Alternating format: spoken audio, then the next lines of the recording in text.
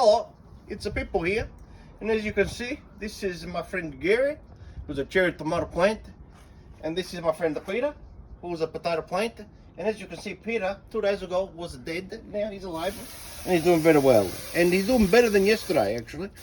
Today is day 26 of me watering my tomato plants and my various other plants. Now today was a bushfire ban day, so I didn't burn nothing today. I did, by the law, I don't burn nothing, not even the plastic, nothing. I don't burn nothing today because I don't want to. It's a complete fire ban. All right. The other fire there was today. I walk around a little bit, I chafe a bit on the sides, and it mixed too much together, and they felt like there was a fire inside my pants. But that's what happens when you chafe. If you chafe too much, that's what happens. All right, come here, Dami. I've got a bigger surprise. Come in, come underneath. It's like I lifted the skirt. What do you see? What do you see in there? Tomato. Tomato.